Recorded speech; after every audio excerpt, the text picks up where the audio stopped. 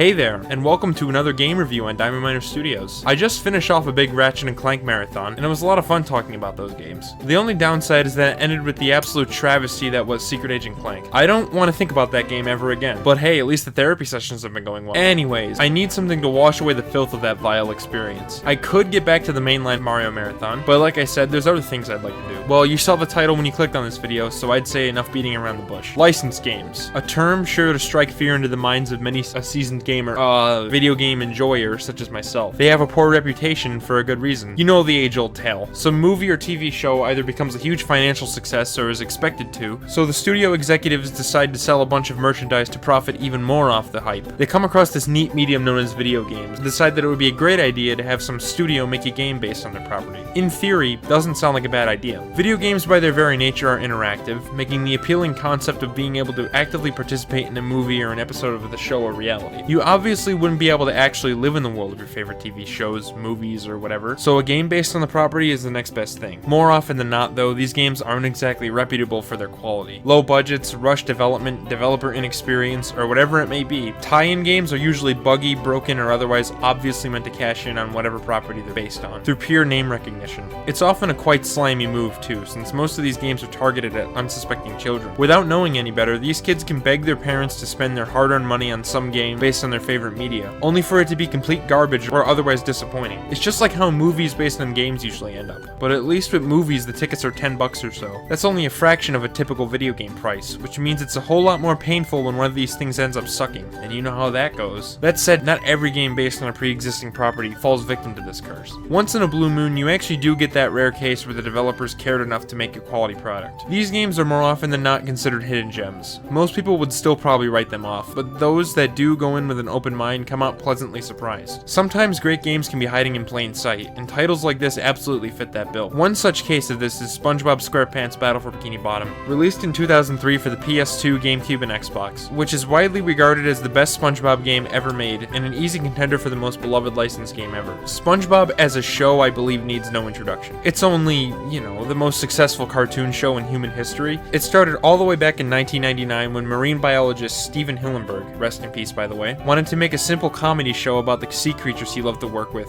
23 years, 13 seasons, and 3 movies later, and the show is still consistently aired on Nickelodeon. I was born in the early 2000s, so I obviously grew up watching the show on Nick. I would often spend hours every day with my brother just sitting on the couch, watching episode after episode, enjoying the absolute hell out of it. I won't deny that the later seasons are not exactly the best, to put it nicely, but those first 3 seasons still stand the test of time wonderfully. It's to the point that you'll always come across at least one SpongeBob related thing if you scroll through posts on the internet. Those early seasons as well as the first movie are things that anyone, whether kid or adult, can find enjoyment in. Other people clearly feel the same way, since that show, no joke, accounts for about 5% of the total revenue of Nickelodeon's parent company Viacom. That name is disgusting. I'm serious, with a show that gargantuan, you'd better believe they're gonna make tons of games about it. While SpongeBob games are seen as somewhat better than the norm for licensed games, most people are still apathetic towards most of them, and some are downright hated. For example, the first 3D game based on the show, SpongeBob Revenge of the Flying Dutchman, isn't exactly well known for being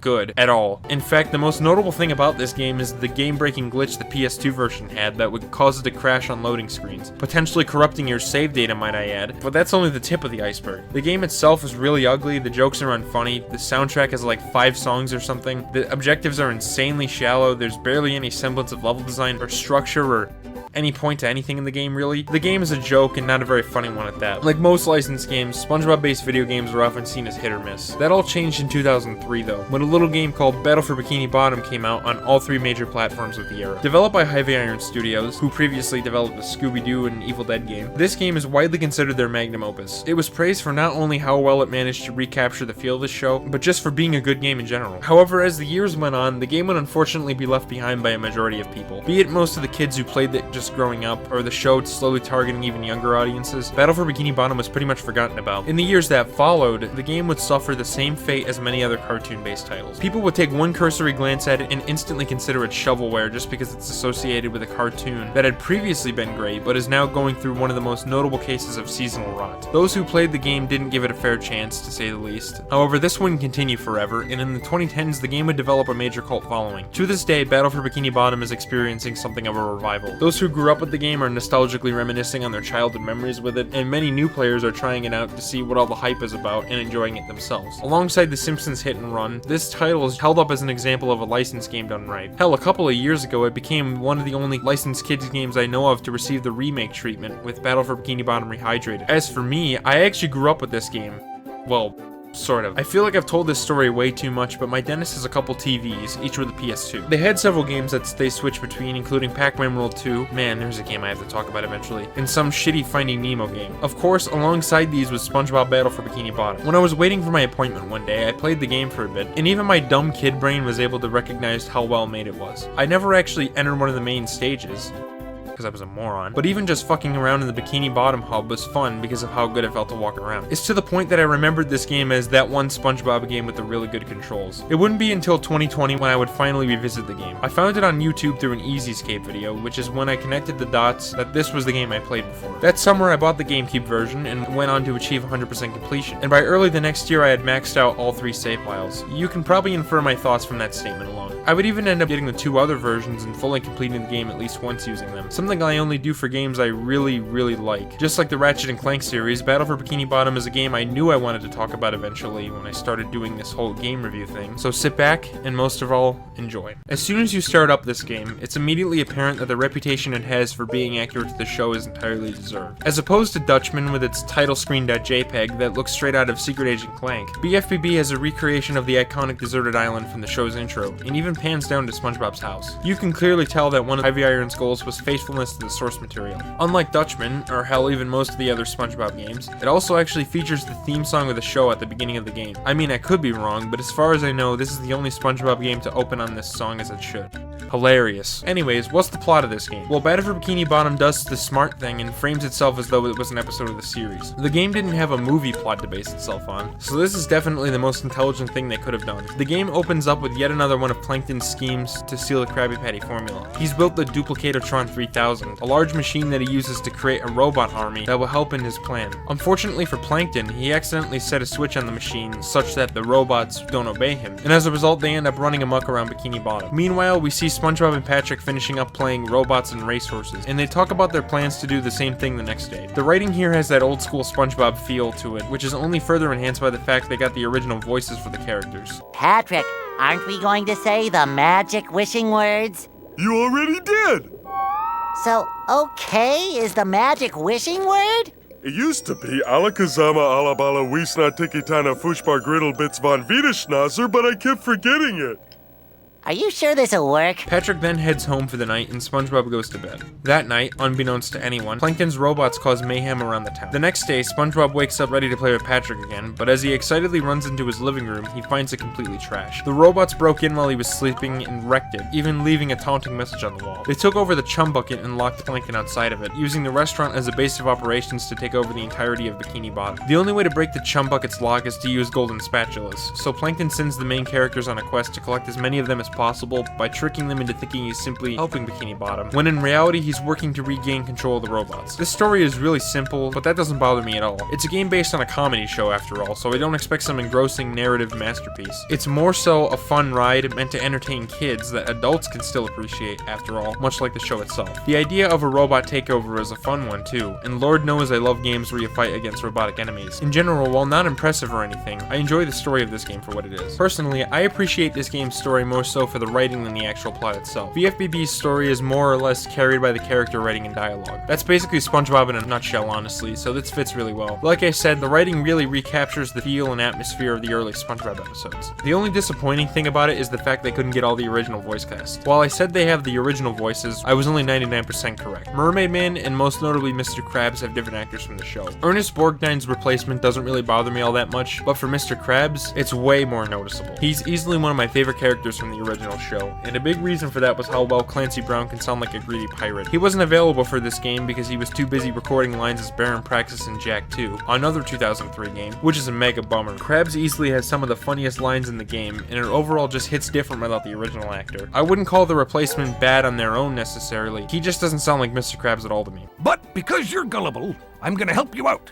and of course make a small profit in return. That elongated nitpick aside, I absolutely love the dialogue in this game. Throughout my entire playthrough, I didn't skip a single bit of it, and often went back to talk to some of the NPCs when I was done with each stage, because there's often really hilarious conversations hiding there. What especially gets me is when the characters act like smartasses to one another or cut each other off. Like I established in my Ratchet & Clank reviews, I like dry humor like this, and as made evident by my videos, I find it really funny when people get cut off. So these things are right up my alley. Also, I mention the fact that it all revolves around the Spongebob cast just bouncing off of one another as they always do. I don't mean to keep beating this point into the ground in every last one of my videos, but an easy way to sell me on a comedy is by building amazing characters and making them interact in hilarious ways that really suit their personalities. In fact, SpongeBob may just be the origin point for me loving this style of humor in the first place. I mean, how can you not at least chuckle a bit at these amazing lines? SpongeBob, I'm your friend, right? No, not really. Exactly, and as your non-friend, I worry about you. Like right now, you're thinking too much. Well, then will you vaporize me? I might spare your life so I can force you to work in my sweatshop making low-quality designer knockoff wallets. Oh, yes. Who dares disturb the Flying Dutchman? It's me, SpongeBob, sir. I don't need any cookies. I need every golden spatula I can get. I understand, boy. I'll just dock 30 seconds from your break time instead. Whoa! That means I have a negative 20-second break. Thanks, Mr. Krabs. Okay then, for every 10 socks you bring back to me, I'll give you a golden turkey baster. You mean spatula?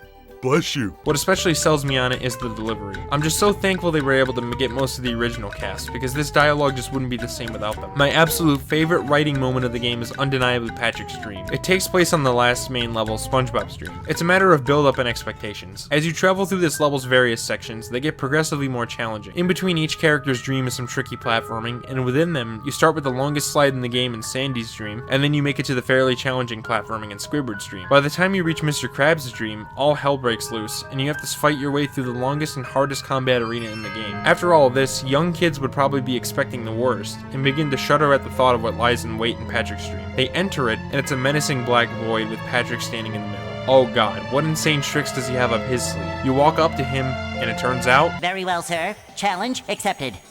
Very well.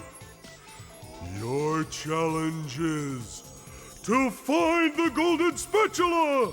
You're holding it. Yeah, there is no challenge here at all. Patrick's dream is literally just him giving you the spatula. Some people may call this underwhelming and would have preferred the beta version of this area made it in instead, but I think this works so much better this way. You go through this fairly challenging stage, come up to the last part expecting the worst, and all it is this. It's dumb as hell, oddly meta, and I love it. The only dialogue that can get a bit annoying is the in-stage lines. I swear, so many of these licensed kids games have this same issue, where characters repeat the same lines over and over as you play them. It adds a bit of extra character, I know, but hearing the same lines repeatedly tends to get old after a while. If Sonic Heroes can be criticized for its repetitive in-stage dialogue, then I don't see why BFBB can't. To be honest, I wouldn't say this game is any worse than other examples I know in this regard, so for all intents and purposes it's easy to get over it, but I still would have liked it if they added a few more lines though. Battle for Bikini Bottom's faithfulness to the source material isn't just present in the story and dialogue. Its aesthetic qualities also managed to recapture that feel masterfully. Obviously, since SpongeBob is a 2D cartoon and this game is in 3D, there were numerous challenges the graphic designers face. When interpreting a 2D show in the third dimension, it's easy to make something that feels uncanny, off-putting, or just not right. There are cases that perfectly recreate the look and feel of the characters and world of 3D models, but that doesn't discount how hard doing such a thing must be. The earliest SpongeBob games were 2D, so this wasn't a problem, but as soon as the 6th generation hit, developers basically had no choice but to make 3D games, or they would be seen as stuck in the past. My goodness, how the world has changed since then. Revenge of the Flying Dutchman royally screwed this up, leading to a game where the characters look disturbing and the world feels stiff, empty, and completely dead. It's what you can call an alien game, where something is really off with how the game looks to the point that it feels like you're looking at some weird alien world. Thankfully, as I said, BFBB is not a game that falls into this trap. The character models are well constructed and look about as you'd expect for a SpongeBob game. Their facial expressions can be a little over the top and weird, but as it's a cartoon game, this is really fitting. Everyone is very well recreated in 3D, and their subtle animation details reflect their character. For example, Squidward acts appropriately snooty, Mr. Krabs looks like he's ready to snatch every last bit of money he comes across, Larry appears very rugged and barely even reacts when you hit him,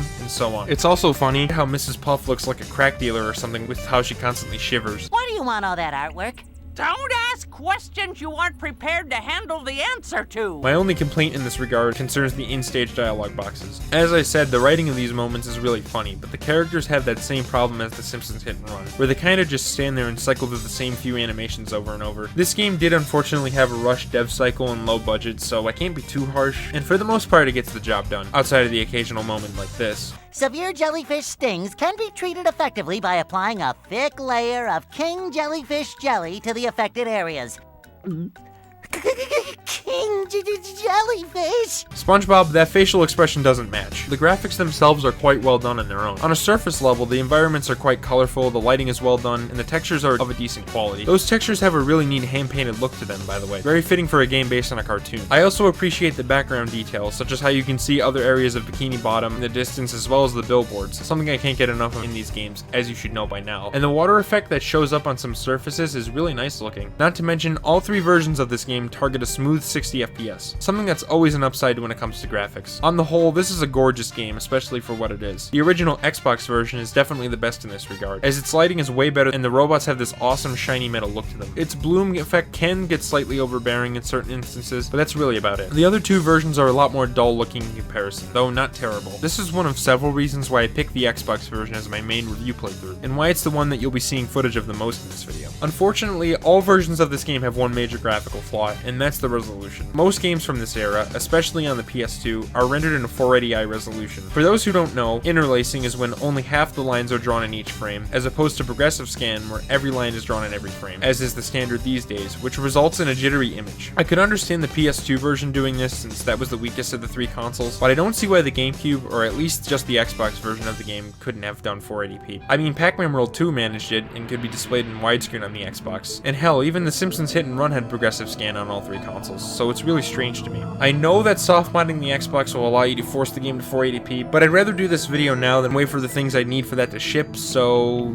sorry. Whatever, it's not like 480i can inherently ruin a game or anything. It does make it come off as far more dated than it otherwise would though. That said, the stellar art direction more than makes up for this. It isn't only the character models that perfectly recreate the feel of the show, but also the environments. Every stage takes place in an iconic location from the series. The hub world is divided into three sections, including SpongeBob Street, the Shady Shoals area, and the restaurant district with the Krusty Krab and Chum Bucket, and you explore locations like Jellyfish Fields, Goo Lagoon, Rock Bottom, Kelp Forest, and more. Hell, one of the levels even references the episode Sleepy Time and lets you go through the characters' dreams. These locations are wonderfully rendered, and I honestly still think they're the overall best interpretation of classic SpongeBob locales in a video game. There was even a cut Glove World stage, and if it made it in, I'm sure it would have been just as well done as the rest of this game's locations. I especially love the look of the aforementioned SpongeBob's Dream level, because of just how cool of an idea it is. I mean, just look at this and try to tell me it doesn't immediately draw your attention. Again, I wouldn't say this is the most impressive graphical showcase in the history of games. It's just a really nice looking game that, apart from the interlaced resolution, looks really nice in every way it matters. What's even better than the visuals though is the absolutely masterful soundtrack. To put it bluntly, this has quickly become one of my all-time favorite gaming soundtracks. Maybe not top 5 material, but definitely getting there. First off, the instrumentation is yet another thing that perfectly encapsulates the feel of SpongeBob. It's full of acoustic guitars, ukulele, and Hawaiian-style drums, all instruments that the show uses for its score. In addition, there's also some tracks that share a lot in common with something like Jellyfish Jam, with more synthesized instruments. Either way, these songs sound like they would fit right into any given episode. More importantly, however, they're just great songs in general. The compositions are incredibly well done and feel appropriate for the stage they play. For example, Goo Lagoon has this surf rock style that goes well with beach aesthetic. Kelp Forest features a deep atmospheric tone that emphasizes the feeling of searching through the sprawling wilderness, and the Murmur layer sounds very similar to the old 1960s Batman show intro, very fitting for a secret superhero layer. My favorite track is easily Downtown Bikini Bottom, because that melody is just so unbelievably catchy. Also, the slide theme runs circles around the one from Mario 64, and no one can convince me of the contrary. I seriously can't praise this soundtrack enough, so here, have a listen.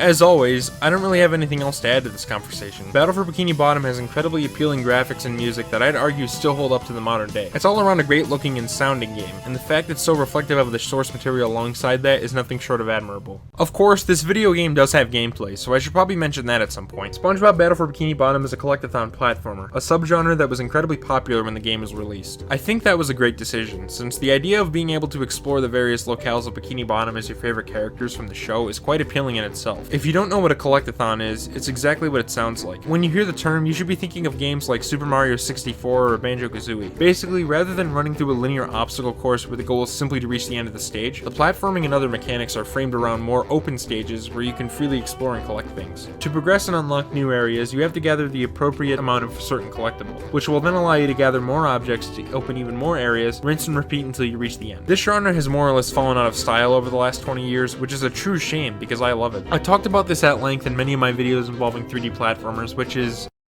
pretty much all of them at this point, but collect-a-thons are one of my favorite flavors of platforming games. I thoroughly enjoy the platforming genre as a whole, but there's almost nothing that can make me spend hours of my life playing one game than a good collect-a-thon, whether it's Mario, Banjo, Spyro, Jack, you name it. As I said, Battle for Bikini Bottom is another example of this genre, and one of the most notable ones as well. People typically cite the aforementioned games when thinking of this subgenre, but BFBB is also sometimes brought into that conversation. It may seem crazy for a licensed game, but as I've been saying, BFBB is anything but your typical licensed game. If you ask me, the positive reception it's been getting from both those who grew up with it and plenty of newcomers in recent years is absolutely deserved. The basic gameplay loop sees you collecting golden spatulas, as I said earlier, which are used to unlock areas in the hub. I know this is cliche, but think of these as the stars, jiggies, precursor orbs, dragon eggs, essentially the big main collectible. Alongside these, you also have Patrick's socks, which are most easily comparable to the blue coins from Super Mario Sunshine. They're scattered around each stage and in the hub, either sitting there out in the open or locked behind a short puzzle of sorts. 10 of them can be traded for another spatula from Patrick in the hub. Additionally, you have the shiny objects, and yes, that's exactly what they're called, which themselves are comparable to bolts from Ratchet & Clank. They're the currency you feed to these clams to unlock areas in the stages, or to get spatulas from Mr. Krabs. You get them from killing enemies, destroying the various tikis such as the wooden ones or the thunder tikis, which are literally the explosive crates from RNC by the way, or just by finding them lying around the stages. Most levels also have a unique collectible or an object that acts like a collectible, just like the Toy Story 2 tie-in on PS1. Man, that's a game I should review someday. Examples include the wheels in downtown Bikini Bottom, the art from Rock Bottom, and the shutdown buttons in the Mermalair. This is the basic structure of a collect-a-thon, so I'm aware I'm not blowing anyone's mind here, but it's necessary subtext, especially for those unfamiliar with the genre or the game. As soon as you hop right into the game and are given control of Spongebob and his pineapple, you'll notice just how smooth the game feels to play. Not just because of the 60 FPS, though that definitely helps a ton, but because SpongeBob's movement just feels really good. Moving SpongeBob around is very responsive and accurate. He stops on a dime, his turning is pitch perfect, the jumps are perfected, and so on. He also jumps higher the longer you hold the button, which I understand is a bit silly to praise since it's a standard feature in platforming games, but there's a certain remake that somehow managed to drop the ball in that regard. Really, it feels like you can do anything simply because of his amazing game feel. This is only enhanced by the visual design. SpongeBob's animations are so smooth, it's to the point that simply landing from a jump and seeing him do that squat he does, or seeing how he moves while doing a double jump is incredibly satisfying. In a game with open 3D stages like this, it's incredibly important to nail down the feeling of controlling your character, something that Battle for Bikini Bottom does with flying colors. I mean, for God's sake, it's so good that I even realized this when I was younger, back when I didn't even know terms like controls or level design. I genuinely cannot praise these controls enough, and this is one of the most notable reasons I enjoy coming back to this game so much. It's one of those titles where the simple act of running and jumping around is fun in itself. Really, the only downside with these controls I can think of is the fact that SpongeBob does this weird semicircle when you do a 180-degree turn. It's weird, but like Super Mario 64, there's an easy workaround. In this case, jumping before turning or moving the analog stick slower will allow SpongeBob to turn on a dime. It's nowhere near as intrusive as the likes of the PSP Ratchet games, where no such workaround existed at all. To be honest, I barely even noticed this pivot turning, or whatever you want to call it, existed, and it took watching a speedrun tutorial for me to find this out, so I can hardly complain about it. On top of his base moveset, SpongeBob has several special moves, used for both combat and puzzles throughout the game. All of these moves involve SpongeBob blowing bubbles to accomplish something he wouldn't be able to do otherwise. The bubble bounce is basically the ground pound from the Mario games. The bubble bash allows you to hit enemies, tikis, or buttons above you, and later you you unlock the Bubble Bowl and Cruise Bubble from the main bosses. The Bubble Bowl lets you throw a ball which can kill enemies, destroy breakable objects, or hit switches, while the Cruise Bubble is essentially a clone of the Visibomb gun from Ratchet & Clank, being a missile you control the trajectory of in first person. It even has the same exact camera movement after it hits a target. SpongeBob's main attack is his spin, in which he swings his bubble wand. This is the most all-purpose move of all, as it also stalls you in midair for a brief moment, so you can extend your jumps that extra bit. Sort of like the hover from the Spyro games. It's that extra bit of control that only adds to the amazing game feel I've established by now. In general, these moves all have their use cases, and are utilized fairly well throughout the game. For example, there's several Cruise Bubble puzzles in places like Kelp Forest, the Murmelair has numerous moments that require using the Bubble Bowl, and more. The moves can also be used to take a bunch of shortcuts or otherwise cheese some of the objectives, tapping into that speedrunning potential that defines a great Collect-a-thon. It's no wonder this game developed such a passionate speedrun community throughout the 2010s. Even doing something as simple as using the Cruise Bubble to cheese a Patrick puzzle in Kelp Forest, and then jumping down to get the spatula is fun to do. On the whole, I quite like these moves and find that they add a ton of extra depth that would have been absent otherwise. In addition to all of that, there's also the Sponge Ball, which has a pretty self-explanatory name. Unlocked in downtown Bikini Bottom, touching it transforms SpongeBob into a ball form, which lets him roll around the speed of roll through each stage slightly faster than his regular walking speed, which can be used to cross larger gaps. It's kinda cute, I guess, but its uses are few and far between, and controlling the regular SpongeBob is way more fun anyways. This does have some potential for neat side missions, but as is, it's an okay mechanic that's really best for getting around the hub world faster. Oh yeah, and SpongeBob also has a wall jump move that gets used every now and then for some decent sections, namely in the Dutchman's Graveyard. Figured I'd at least mention that. Honestly, what more can I really say about the controls in this game? They're so incredibly pitch perfect in every way imaginable, and actually manage to stand head and shoulders with the handling of other games I've praised. This game is a case where you can just mess around and still have fun because of how fluid the control is. I feel like I've said that way too much, but it's true. The controls in this game are really as great as many will tell you. In conclusion, mad props to Jason Horner, the lead programmer for this game, and the rest of the Heavy Iron staff. You guys managed to create one of the smoothest control systems in any game I've played, and it's in an early 2000s cartoon game of all things. Most other licensed game developers wouldn't have taken the extra effort to polish their games to this degree, but Heavy Iron did, and that's extremely respectable. SpongeBob isn't the only playable character in the game though. Alongside him, you're also able to play as Patrick and Sandy every now and then. You switch between the characters using bus stops, and they're used in sections of the stages that SpongeBob would otherwise not be able to complete. For instance, Patrick is a somewhat slower character meant for puzzle and combat sequences, while Sandy excels at platforming with the extra movement options her lasso grants her. I quite like how these other characters were implemented, as they add to the game's variety while still keeping well within the bounds of the genre. A happy middle ground between creativity and identity. You know me, I don't personally mind when games have alternate characters, but I can understand and respect those who disagree. Personally, I'd say even the most ardent critics of alternate gameplay can get some fun out of this game's other playable characters, since they're pretty close in spirit to SpongeBob, just with their own abilities that allow them to shine as individuals. Patrick, while not bad to play as by any means, is probably the overall weakest character of the three. He's primarily used for slower paced sections, as I said. He's the only character who can pick up and throw objects, and can stun enemies and use them as projectiles with his belly flop. These abilities are put to decent use in some puzzle areas, and he even gets solid platforming sections every now and then, like jumping on the floating towels in Glue Lagoon. As stated though, he's probably my least favorite of the trio to play as. The main reason is his slower speed and lacking movement options, which just makes him less fun than the other two. Again, not horrible to play as, just not as good by comparison. Sandy, on the other hand, is a riot. She is easily the character most optimized for platforming, as opposed to the slower Patrick and more all-around SpongeBob. She has a kick you can briefly stall yourself in midair with, like SpongeBob's bubble spin, but that's only the tip of the iceberg. Sandy's lasso allows her to glide, much like a multitude of games I've reviewed by this point. It's an incredibly useful move for obvious reasons. On top of that, she's allowed to use these Texas-shaped swings in the exact same way as the Ratchet & Clank swing shot. Yeah, just like the Cruise Bubble, Thunder Tikis, and shiny objects, this is another mechanic in this game very similar to something from Ratchet. I don't know what it is, but I'm realizing just how great of a choice this game was to review after tackling those games. Anyways, these moves are quite a lot of fun to play around with just because of how mobile Sandy is, and her abilities are quite well utilized by the stages she's playable in. Oh yeah, speaking of which, the level design. It's only, what, one of the most crucial things a platforming game needs to get right? What I would argue is probably the ultimate bottom line that determines the quality of said games. I've said it before and I'll say it again. A game can have a good story, fantastic aesthetics, and the most accurate controls in history, but those things just mean it has a good foundation. If the level design isn't very good, then you don't have an especially great game in your hands. This goes triple for the platforming genre, where the games are based on jumping around through these levels. Thankfully, BFBB's incredible foundation is backed up by some really good stage design. That's a great thing, because it would be a real shame if such a solid control system, amazing soundtrack, and accurate recreation of SpongeBob in video game form were wasted on a game with poorly designed levels. To start, I rather like the way that each stage was laid out. It's structured very similarly to a Spyro game, particularly Spyro 3 to come. Most people tend to say this game has a lot in common with Super Mario 64, and in many ways it does, but the level design makes me think it's closer to the Spyro series. The levels all have a main path that's somewhat straightforward, with several main objectives you come across as you progress through them. Alongside that, there's side missions, socks, and the main level collectibles that you can explore around to find. Every stage is divided into several sections linked by loading zones, and the exit trigger of the last zone serves as a loop point back to the start of the stage. A few levels such as the Merma Layer break this mold and don't run in perfect loops, but most of them follow this trend pretty closely. As that one guy whose favorite Spyro game is Year of the Dragon, I really appreciate this level structure. Sure, it probably isn't as open-ended as it could have been, but I don't need Collect-a-thons to be these huge open-world experiences with an infinite number of ways to traverse and tackle missions to be fun. Also, while the stages are a little more straightforward than some other heavy hitters of the genre, they're by no means railroaded and offer a decent amount of freedom in the order you tackle the objectives and the like. I already mentioned the whole Kelp Forest Patrick puzzle skip, but that same area actually allows you to bypass the lengthy Tiki Roundup puzzle by stacking 2 of these stone tikis on the leftmost switch as Patrick, and then jumping to the spatula as Spongebob. It's really enjoyable to mess around with this stuff and see how fast you can collect everything.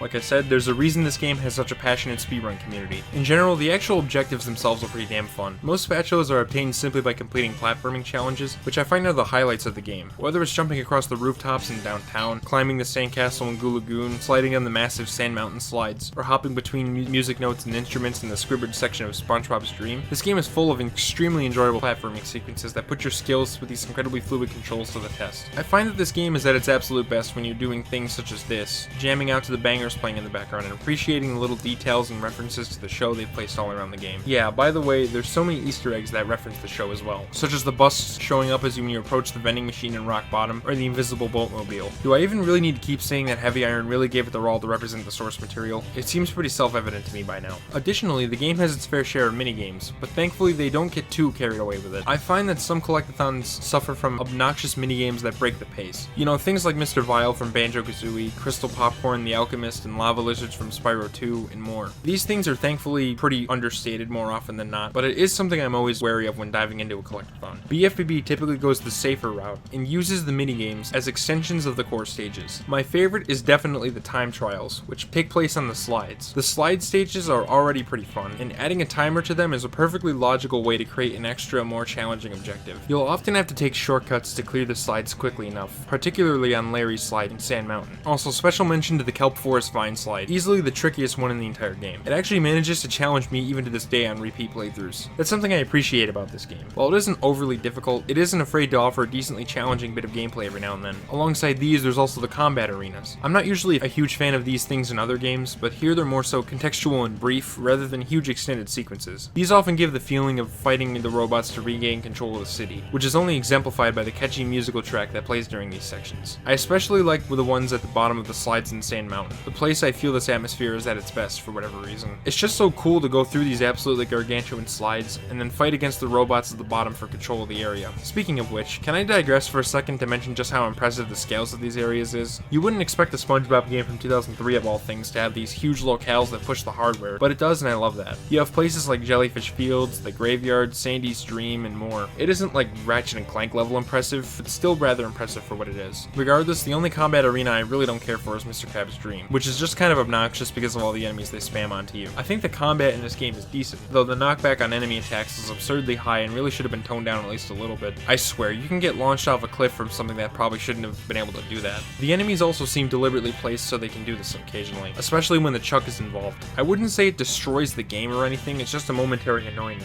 Anyways, these things are what makes Krabs' Dream fairly annoying to do the intended way, since getting hit will send you flying backwards and will stun you for a brief moment, allowing other enemies to get more hits in on you. Thankfully though, you can cheese this section by destroying the Duplicatortrons, which act as enemy spawners, on top of these Krabby Patty platforms with the cruise bubble, so I can get over it. As long as I'm on the topic of random missions that annoyed me, I wouldn't be doing my due diligence if I didn't mention a certain round rolling nuisance in the room. Yeah, it's the rolling ball area in the Merma Layer. This is definitely my least favorite part of the entire game. I don't think the idea is necessarily bad, and in theory it's a decent challenge. What annoys me is screwing up means you have to wait through these long animations all over again, and the ball rolls a bit too slowly for my taste. Also, the end of the puzzle makes you roll it into a hole with its wonky physics, and it's too easy to make it roll off the side and have to wait through the boring animations again. There is a way to skip the puzzle by clipping into the glass cup, but that method is really precise and difficult. This puzzle could have been decent, but an execution is just tedious and is easily the part of the game I look forward to the least when I come back to it. Thankfully, it's the lowlight of the entire game and nothing else is anywhere near as annoying. I don't really know what else to say. This game is a really well-designed Collect-a-thon. It succeeds at pretty much everything I value in the genre. The game has great levels that take advantage of the solid controls tutorials, as well as a fun 100% completion playthrough. I can come back to it over and over again, getting every last spatula in stock and thoroughly enjoying it. Sure, I enjoyed myself as a kid in that dentist's office, but it wasn't until I finally got to play the game in full when I realized just how truly fun it is. That being said, no game is perfect, and Battle for Bikini Bottom is certainly no exception. I have mentioned a few things I think the game could have done better, but there's still a few more such things to mention that I really couldn't find a natural spot for. Okay, here we go. First off, like some other games, Battle for Bikini Bottom has a few moments of backtracking. A few stocks and spatulas in the early levels require moves obtained later in the game. I don't often care for this, and find that Collect-a-thons are paced much better when they allow you to clear stages in one go. However, there is one thing that helps quite a bit with this. If you pause the game, you're given a status screen where you can look at what collectibles you have in each stage, a standard feature for this type of game. In addition to this, you're allowed to scroll over to any tasks you've unlocked, and double tapping the A button lets you warp to that area whenever you want. So getting the items you missed is as easy as warping back to them with this menu. Spyro 3 had a similar feature, but you didn't unlock it until late in the game. To be honest, I don't know why more games don't have a feature like this, because it's pretty damn handy. The game also doesn't keep your health bar visible when you take damage. This game's health is denoted by Spongebob's underwear, and yes, that goes for all 3 characters and not just him. You can expand this health bar by collecting golden pairs of underwear in the hub, of which there are 3. It's similar to those honeycombs from Banjo, except you only need to gather one of them to get an extra hit point. Pretty good system, but the problem is that when you get hit, the health bar comes down, but it doesn't stay on screen for the whole time you're not at full health. So to check your health, you either have to pause the game or go out of your way to press a button. That isn't my favorite thing in the world, but hey, like I said, at least you don't have to pause the game to check your health. You can press R2 on PS2, Z on GameCube, and the black button on Xbox to view your HUD whenever you want. Not ideal by any means, but better than nothing. Some of the other versions also have their own exclusive drawbacks. The Xbox version is definitely the definitive one, as its graphics and lighting are the best, the audio quality is the overall highest, and the aspect ratio is a full 640 by 480, instead of the CRT overscan compensation the PS2 and GameCube typically have. But that's not it. It also has by far the shortest loading screens of the 3. I wouldn't call the loading screens on the other versions unbearable, but anything that decreases the amount of time you have to sit around and wait in games is welcome in my book. In addition to this, the graphics on the other versions are simply not as solid in my opinion. The lighting is a lot more dull, the robots are a bland dark gray color, and on the GameCube version, the textures are blurrier because of space limitations. Both of these inferior versions also have odd audio quirks. On GameCube, some voice lines are incredibly compressed. Ah, there you are, boy.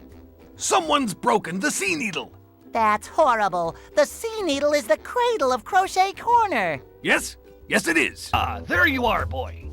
Someone's broken the sea needle. That's horrible. The sea needle is the cradle of Crochet Corner. Yes? Yes, it is. Some musical tracks have these odd crackles and pops, and certain sound effects are absurdly loud, while on PS2, the Bubble Bash sounds like it came straight out of the PS1.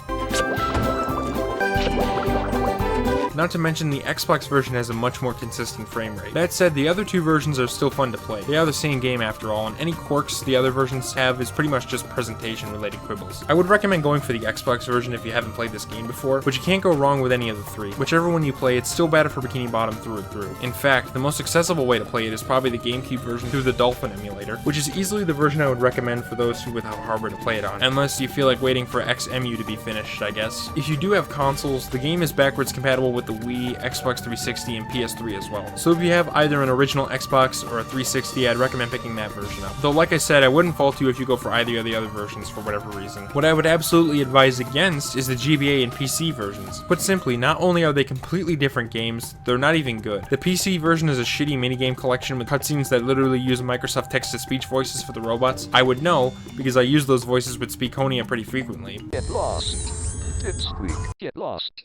Dipsqueak. What a fucking shit game. The GBA version is a 2D platformer, which isn't a problem in itself because it's obviously on a handheld that couldn't handle a complex 3D Collect-a-thon, but that doesn't mean much when the game itself sucks. The graphics look like some cheap knockoff plug-and-play, the soundtrack is ear-grating more often than not, the enemies don't even give a shit about you, Spongebob's jump is heavier than a brick, the camera sucks. Just avoid this one. In fact, avoid both of them and make sure to play the console versions. There's also the Rehydrated remake, which could be a decent choice for PC players, but this is a review of the original game from 2003, so I didn't factor it in. I also think the bosses are mixed in quality. I consistently find that boss fights are the weakest part of any given Collect-a-thon, and BFBB is really not an exception. The game has 6 fights, 3 of which with their own dedicated stages and 3 in the levels. All of them have the same problem. They're pretty damn easy and fairly slow paced. It is cool how the main bosses are robotic versions of the playable characters, though that doesn't stop them from being kinda tedious. Special mention goes to Robo, Sandy, and the Poseidon, whose attack cycles are really slow. Also, the third phase has this annoying part where you have to land a precise bubble bash on the robot's head, and if you miss it, you'll have to wait through the long drawn out attacks all over again. But hey, at least these fights have pretty decent music, especially Robo Patrick in the industrial part. Finally, I don't really care for the shiny object system. Fully completing this game requires a large amount of them, since you'll have to pay for clams to unlock objectives, and to get all the crab spatulas. I criticized the paywalls in my Ratchet & Clank reviews, and praised Up Your Arsenal for taking them out, so you can imagine I'm not a fan of this in BFBB. Put simply, I just don't really like having to grind to fully complete a game. Thankfully, the game has multiple methods for grinding. There is this one section in the Rock Bottom Museum with a bunch of tikis, as well as this one part with a tiki stack in the Goo Lagoon Sandcastle. However, we can do better. In the Goo Lagoon Pier, you can use the skee ball machine to generate loads of shiny objects within minutes. First off, you have to disable the hand. If you fall into an out of bounds area, Hans from the show comes on screen and grabs you. But if you enter a loading zone before the hand goes off screen, a special memory value telling the hand not to grab you never gets reset, so you can stand in places the devs never intended. You need to do this because this trick requires stepping into the skee ball machine, which normally causes the hand to grab you. Once this is set up, you have to throw a couple of these stone tikis into the machine as Patrick in a specific way, and then use the bubble bowl to get the ball stuck on the tikis. If you do it right, the ball will oscillate between the trigger, which earns you tons of shiny objects and tinnitus.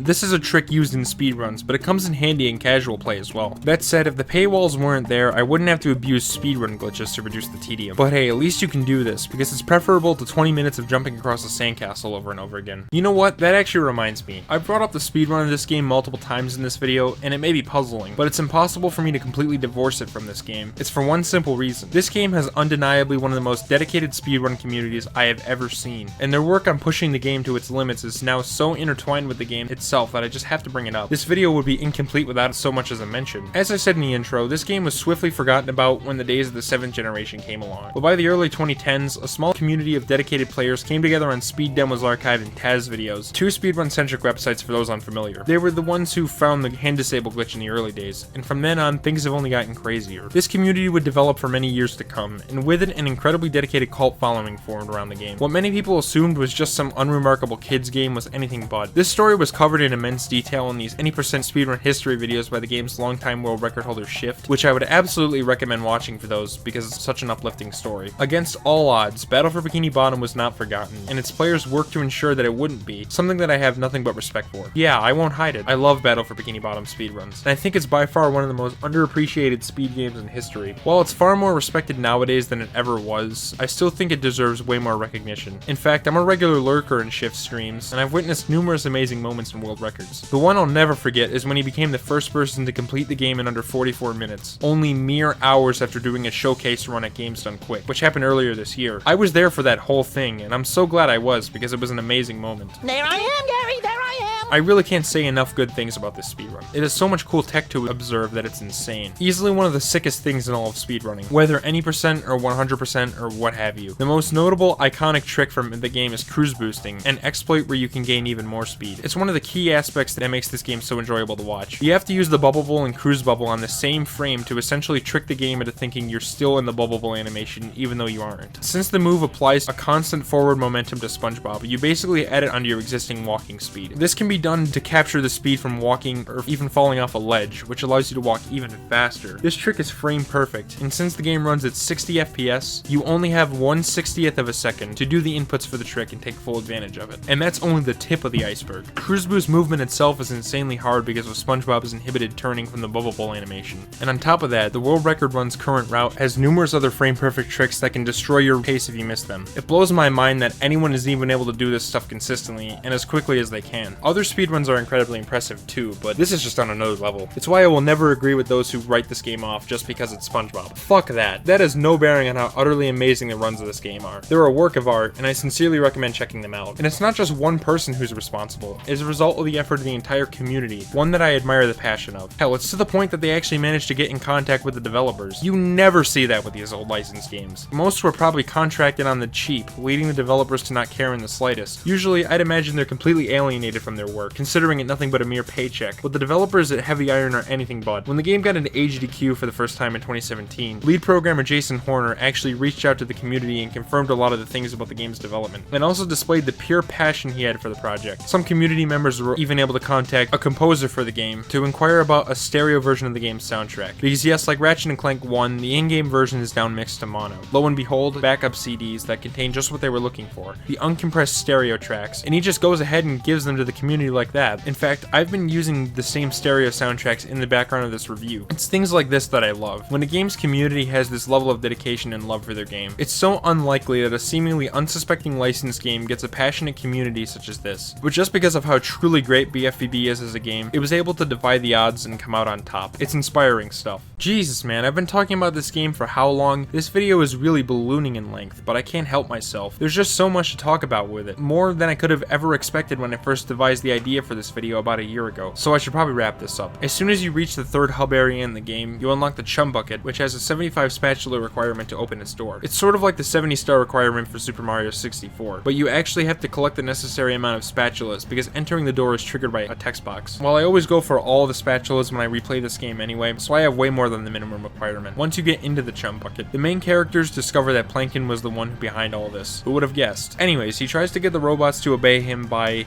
putting a wooden sign that says obey over the don't obey position. This actually works too, but not in the way Plankton expects, because the machine isn't set to obey him, but rather a robotic copy of him. This robotic copy is the true mastermind behind the robotic invasion, and has been pulling the strings all along. Alongside him, there's this gigantic robot version of Spongebob, which is obviously our final boss. I mean, the other major bosses were against Robo Sandy and Robo Patrick, so it's only logical for the final boss to be Robo Spongebob. This boss is easily the best one in the entire game. Reason? It's the only one to offer a reasonable challenge. His moves are tricky to dodge, but they're all perfectly telegraphed and avoidable. The only thing that will prevent you from beating this boss is your own level of skill, and it makes great use of Spongebob's base moveset and the cruise bubble. Every now and then there's also a moment where the robot is down and you have to avoid Roboplankton's onslaught of energy blasts. Falling off of these platforms also resets the attack cycle, but I don't really mind here because the pacing of the boss is kept at a steady clip, which is more than I can say for this game's other fights. Also, I love the music. I've already compared several aspects of this game to Ratchet & Clank, and this song is another thing to add to that list. It just sounds so epic and fitting for a final confrontation.